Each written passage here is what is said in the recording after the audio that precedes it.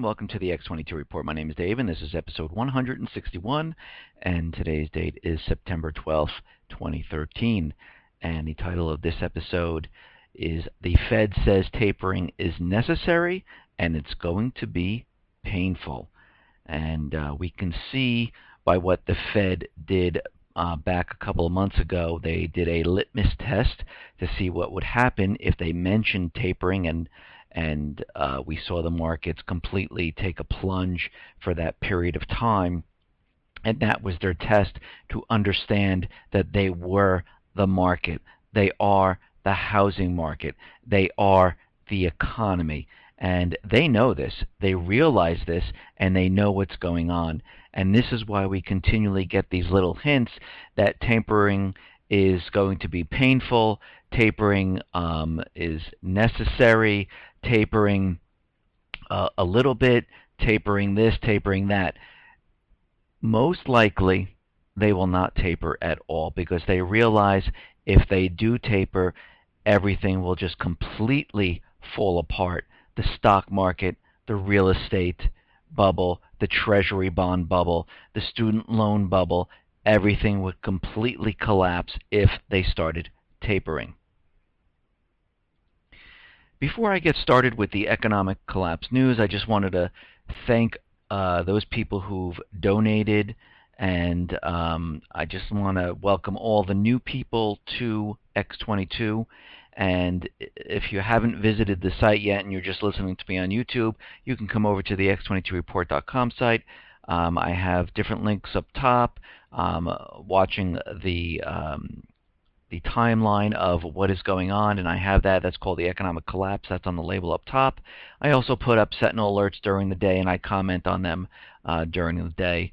So just wanted to say welcome to everyone, and thank you for all those that do donate. You have to remember, I do not have any sponsors or things like that. I do that of my own free time. But again, if you are providing and buying prep material and food and water, you do that first for your family.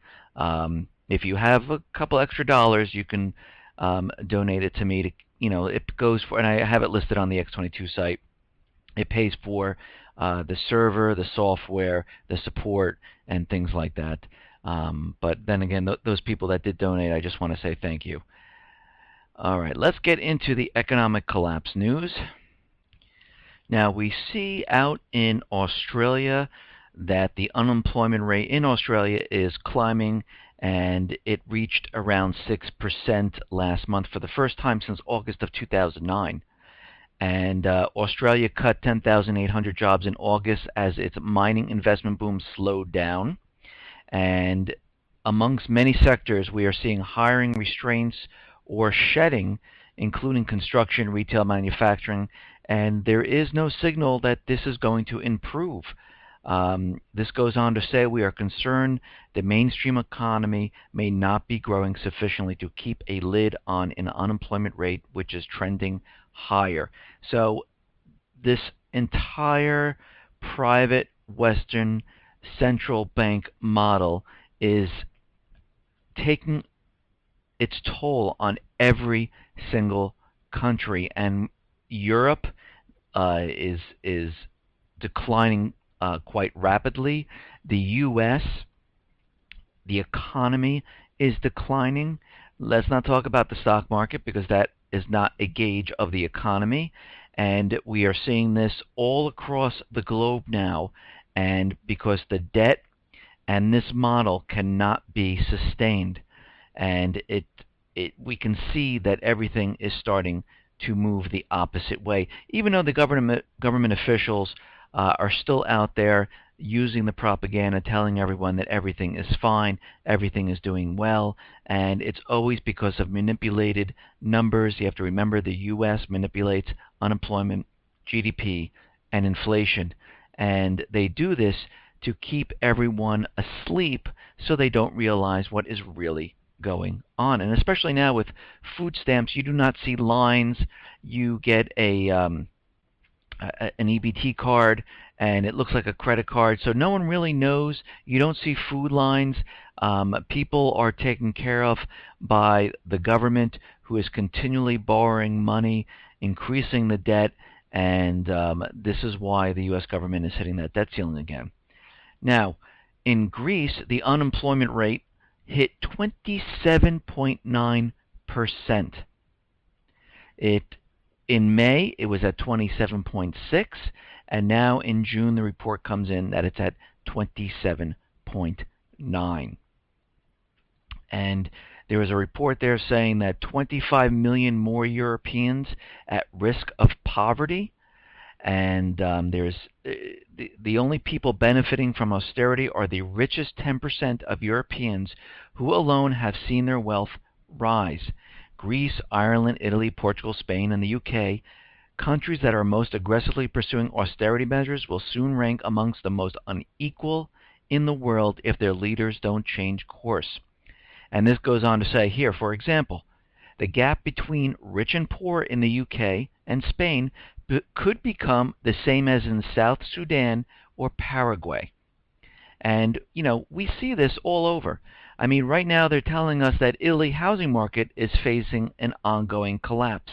Yesterday I reported on France's housing problem, and Spain, again, has a housing problem. So we can see this is completely spreading to every single country. There's no way that countries that have double-digit unemployment that are continually going up can maintain the debt levels of the country, and it's all starting to fall apart now. And even though the government officials will not admit to this, we can see it by looking at different data. And I just want to go back for a second. Prior to 2008, or even during the Great Depression, if you listen to what the government officials say, they always tell you that things are okay and fine. In 2008 and 2007, Ben Bernanke, who's not really a government official, he's part of a private corporation, which is the Fed, but he is the spokesperson for handling the financial aspect of the country, and he's always come out and said the subprime has been contained. He doesn't forecast the housing market declining. He only sees it picking up. It might have slowed a little bit, but we've never in the history of the U.S. seen the housing market crash. In the same year that we had a recession and the market crashed, he came out and said, right now the Fed is not currently forecasting a recession. Back in the Great Depression, we had the president out there in 1930 or 31 telling the U.S. that they're on the road to recovery, everything is fine, and in 1932 there was another big crash. Right now, presently, we have Obama out in the past couple months going around telling everyone that the housing market is doing fantastically. We have the Fed telling us that the economy is improving, unemployment's going down, everything looks good, and we're going to begin to taper because the economy is on the verge of recovering. And here we are again at the same time, and they're talking about tapering this fall, which we all know is impossible to do. And this is why other Fed presidents are out there telling us that the tapering will be painful, but it is necessary, because they understand the whole thing is going to come collapsing down anyhow if they continue to print. And they need to continue to print because foreign nations are unloading their treasury bonds. Housing market is declining rapidly, and they realize what is coming up. They realize they will need to print more money to handle the amount of foreclosures that is going to occur when the market starts collapsing, because we see the real estate starting to waver, and we're seeing that sales now are starting to head down.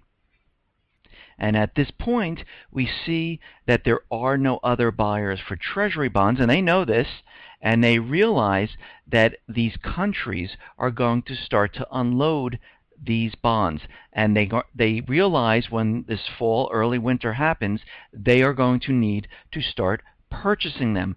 But how can they do this? They can't just say, oh, the economy's getting better, and now we need to print more money. It would make no sense.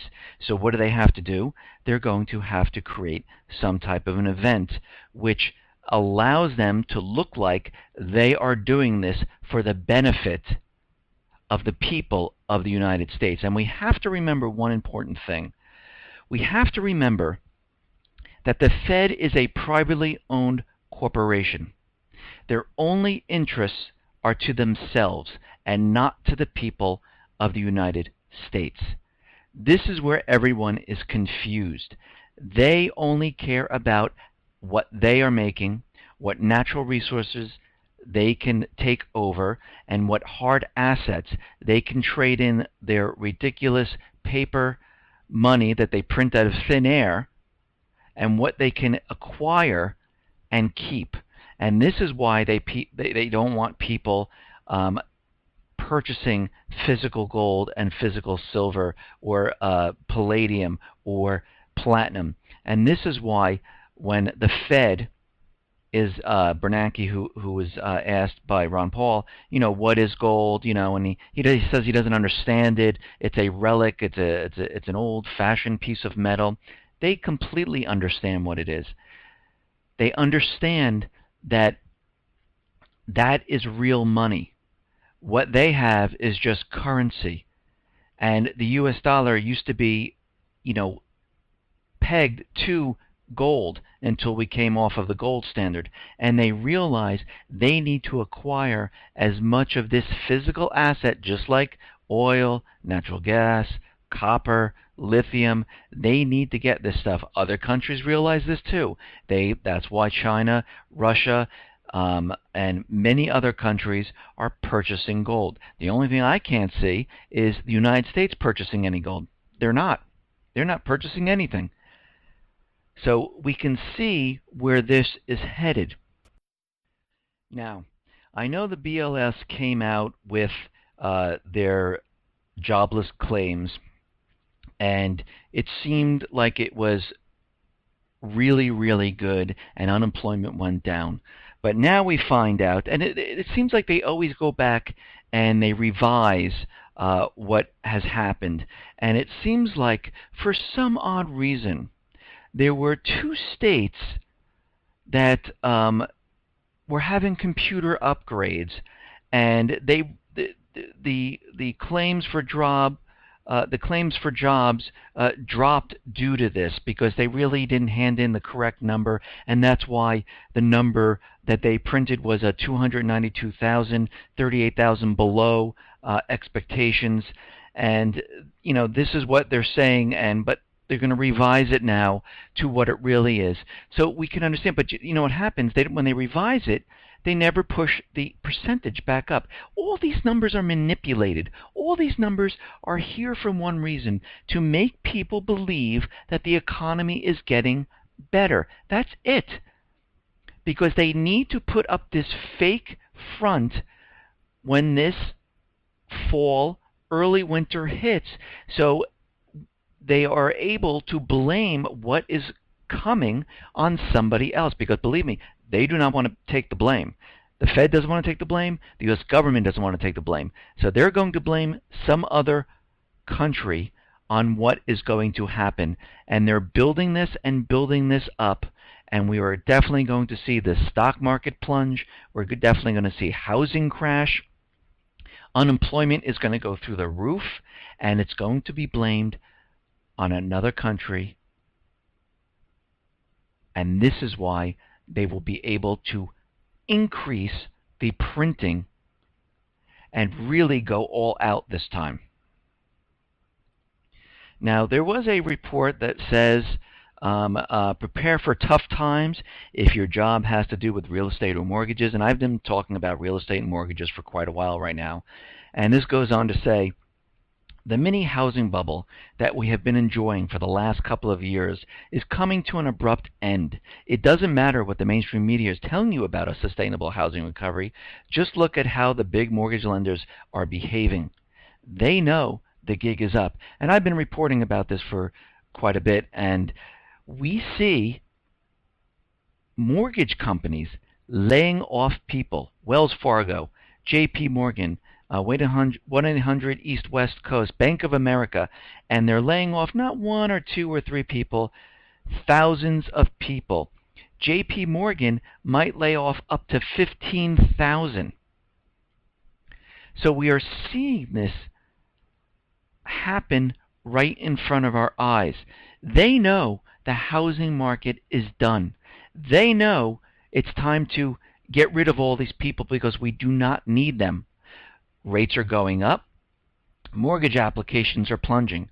Mortgage applications are plunging. You don't need people working in the mortgage industry. Now, every area will not see this at the same time. Eventually, everyone will. But it will take some time to ripple through, and everyone will start seeing it. Some areas will see it much sooner. Some areas will see it a little bit later. But then again, in the end, it will be a major housing collapse. And we have to understand, for the 16th of the last 18 weeks, mortgage refinance activity plunged. And this week, it has plunged 20% this week alone. Now, I've always said this in the past, that the central bankers will never let gold go up. They will, if you see it going up, you can be rest assured they will push it down. And we saw it happen today again. They do not want to alert anyone what is coming. And the best way to do this is to have the stock market rise. And they got it over 15,000 points. It's at 15.3 or something. Yes, it was in the red today, but everyone's feeling good. It's up there. It's all-time high. And gold is being pushed down. Look, people are selling off their gold. I guess everything's okay. You don't need that as an insurance policy. This is the perfect ruse to make everyone believe that the economy is getting better. The way I see it, precious metals on sale. Just like it's, the Labor Day weekend sales, TVs on sales, cars are on sales. Well, guess what? Your precious metals are on sale. Go pick up a couple. And they are definitely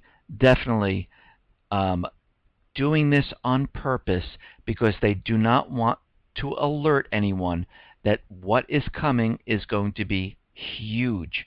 Just like right before 2008, they did not want to alert people what was really coming. That's why Bernanke was out there saying, we are currently not forecasting a recession.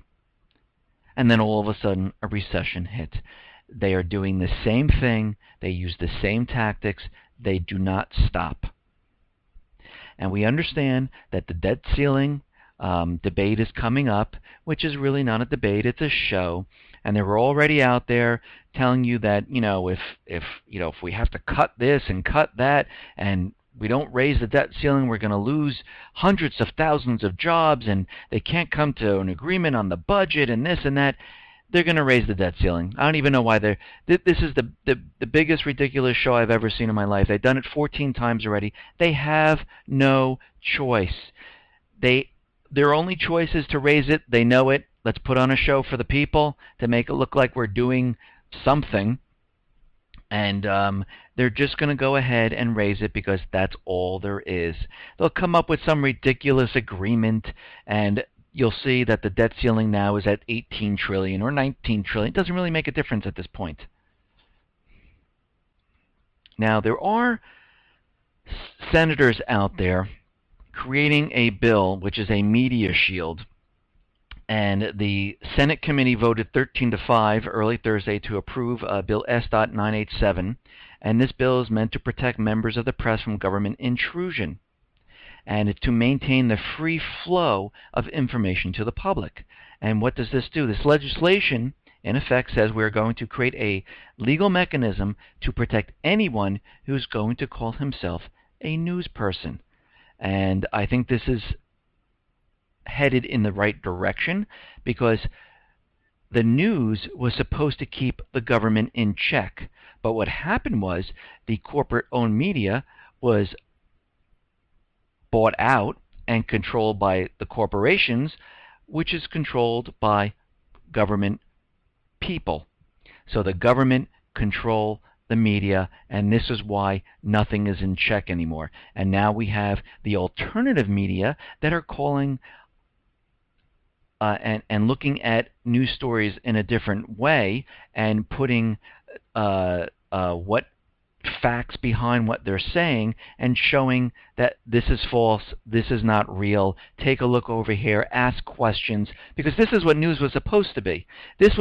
You're supposed to say, the news was supposed to do a report and say, oh, we did some investigating reporting and we found out the government's not doing this. Boom. They're put into check. But that all went away. Everything is corrupt now. So now you have the free flow of information on the internet with alternative media, which the government does not like. They're trying to control the internet. They already have control of the money supply. They already have control of the flow of information on corporate media. The only thing they don't have control of is the internet, and that is why the president came out with so many different executive orders.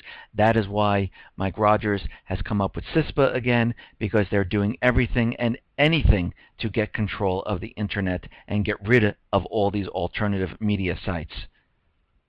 Another positive thing happened in Missouri, where they voted on this law, and it was the Second Amendment Preservation Act. And this goes on to say, by overriding the Governor Jay Nixon's veto of House Bill 436, the Second Amendment Preservation Act, the Missouri State Legislature gave a resounding no to all federal gun laws, rules, regulations, and orders past and present and future, where they do not have to abide by any federal regulation. And in presenting the bill to the House, the bill sponsor Douglas Funderburk noted, as both Thomas Jefferson and James Madison did, that it's not just a good idea to resist such federal acts, but it's the duty of the state and the people.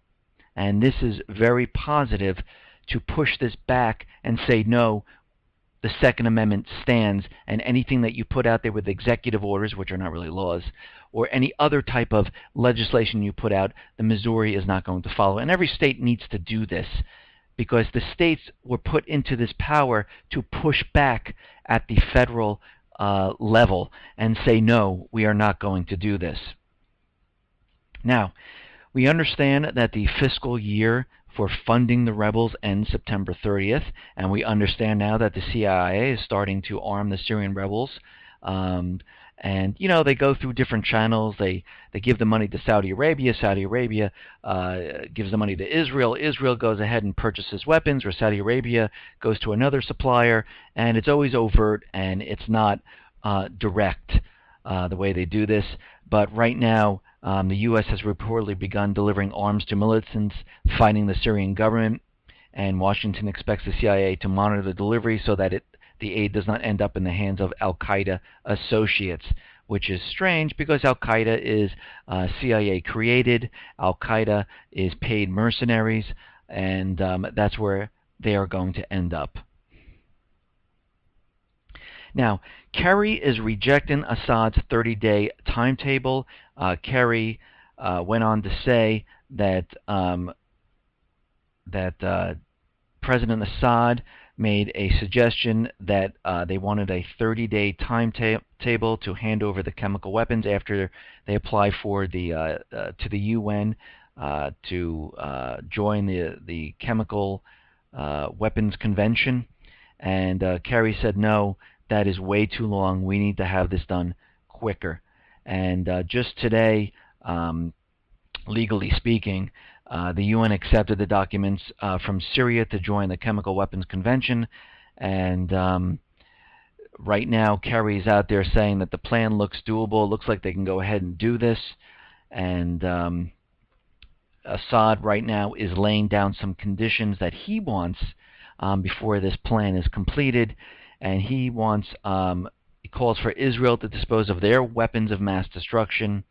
Rebels may use They want the rebels to get rid of any chemical weapons that they have. They want Israel to get rid of their chemical weapons. They want any Middle East country to get rid of their chemical weapons. They want the U.S. to stop funding the terrorists and the rebels.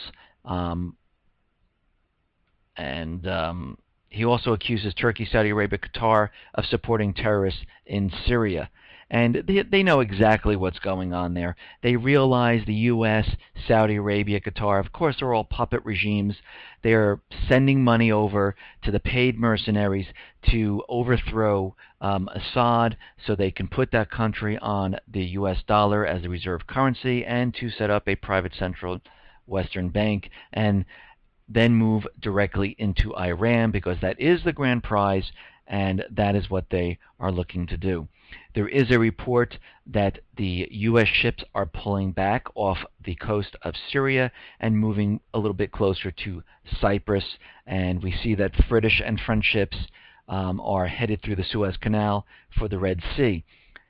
Does this mean that the central bankers and the U.S. government no longer wants to get in there? Absolutely not. The president was backed into a corner. The people of America, Congress did not war. It was not in his favor to do so. He had no backing whatsoever to pull this off. His plan and the central banker's plan is still the same. They are not going to waver. They are not going to stop. They do not want peace. They are going to continue to try to maneuver any way they can into Syria or Iran. It doesn't matter which one they go into, because they really want to get into Iran. And they will not stop. There was an interesting article from Stratfor that says that this is not ending, it is evolving. Because now what's happening, it's morphing into a U.S.-Russian confrontation. It's bringing new players into the game right now, and we are going to see new games that they're going to play, and it's going to evolve. And they're going to do this quite quickly because they realize what is happening, and they lost their edge right now. But there is no way that they're going to stop moving forward. They know what they have to do. They will not stop doing this. They realize a collapse is coming, and they need to get a war started to cover up this collapse.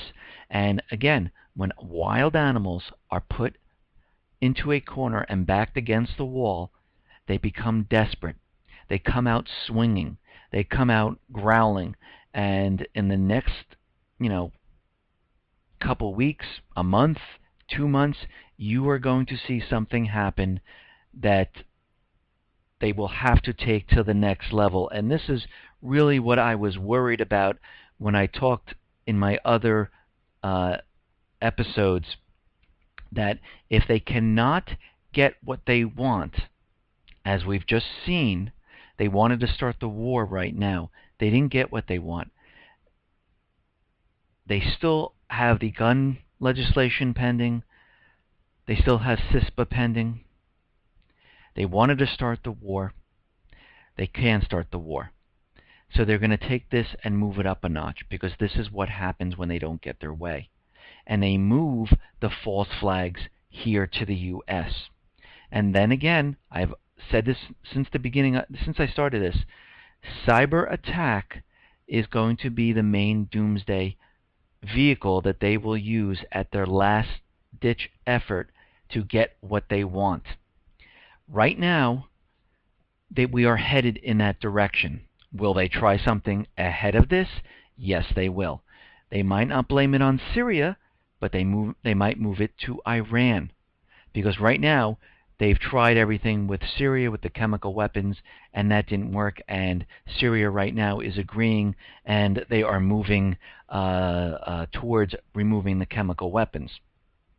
And we see more propaganda coming out from the House Intel panel. We see it from Pataki calling on that Iran could be ramping up cyber attacks, and this could be hitting the financial systems.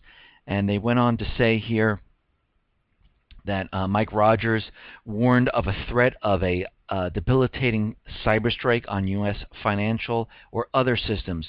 We're not doing anything about it. The panel's top Democratic said of that kind of threat, I wouldn't be surprised if a sophisticated nation like Iran is plotting a cyber attack on Wall Street.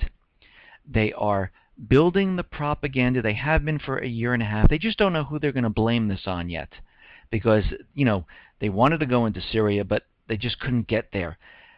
Pataki is telling us that Al-Qaeda, and I mentioned this yesterday, is